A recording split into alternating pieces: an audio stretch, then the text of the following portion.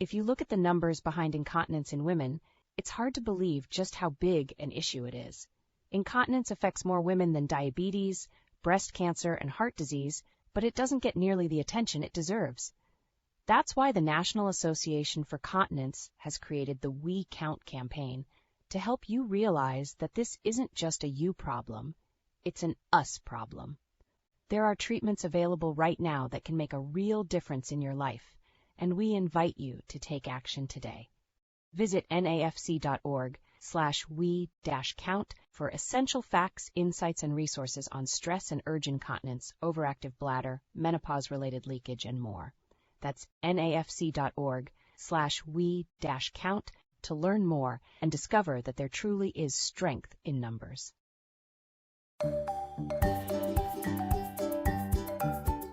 Welcome to Life Without Leaks, a podcast by the National Association for Continence.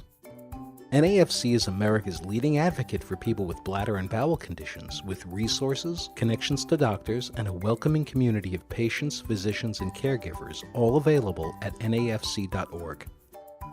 Do you find yourself waking up more than once a night to use the bathroom?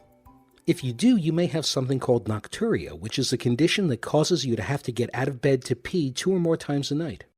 Sure, there are worse things than a couple of extra trips to the bathroom, but it's more than just an annoyance. Frequent nighttime urination can lead to fragmented, disrupted sleep, leaving you tired and cranky the next day. Plus, fumbling around at night is a leading cause of dangerous slips and falls. Speaking of falls, don't fall into the trap of thinking that peeing a lot at night is just something that happens as you get older either. It's not, and the good news is that there are things you can try to get your nighttime bathroom visits under control.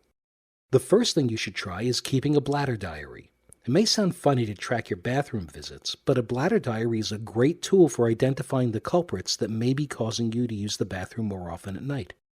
A bladder diary will track what you drink and how much, how often you use the bathroom during the day, how often you get up to use the bathroom at night, and whether or not that's accompanied by any bladder leakage.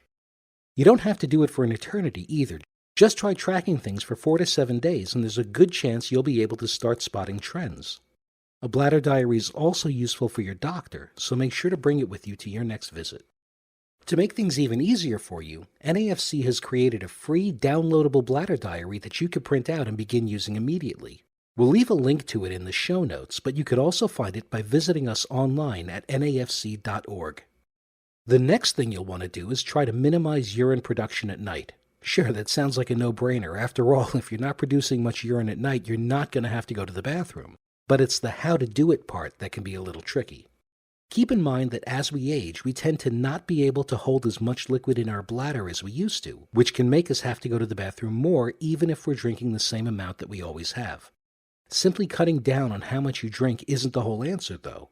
There are a few additional things to consider. Here are a few general tips that most people find useful.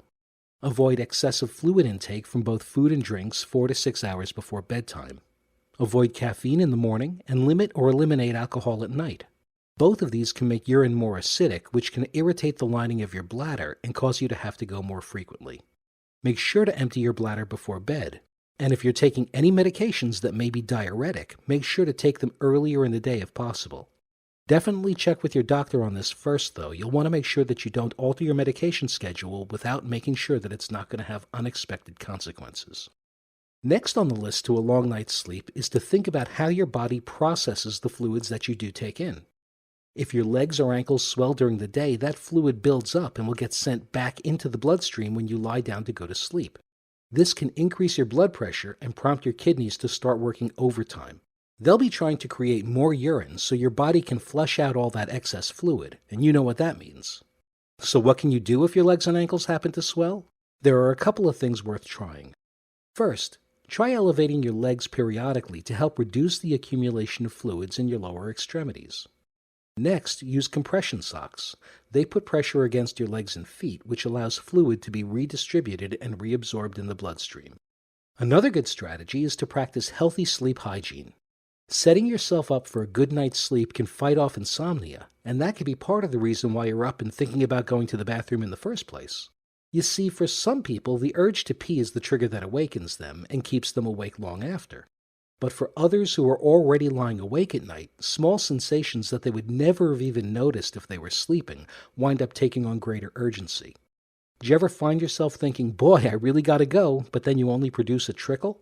It could be that you didn't actually have to go all that bad in the first place. It only felt that way because you're up staring at the ceiling at 3 a.m.